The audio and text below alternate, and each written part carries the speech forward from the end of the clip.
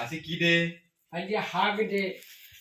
এইভাবে হাঁকতে হয়। ওইভাবে না, ওইভাবে না, ওইভাবে না। আমি হাগি এই যে এইভাবে হাগতে হয়, এইভাবে। এইভাবে হাগি। এটা হাঁক ডে। সবাই জানে এইভাবে। আজকে সবাই এরকম পালন করছে, আমরা পালন করলাম। শোনো, ওই কথা শুনবো না।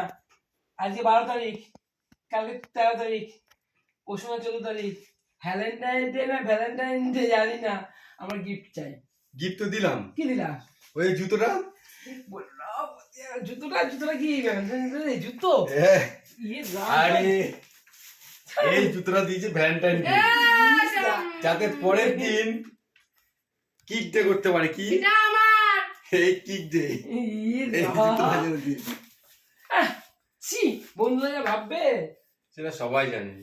আমি একটা ভালো উপহার দিলাম, এটা অনেকের কার কার পছন্দ তারা কমেন্ট করবে, মারবে। তাই তুমি সেটা দেখতে পাবে কে কে কি কমেন্ট করলো, রিপ্লাইটা তাদের অবশ্যই দেবে।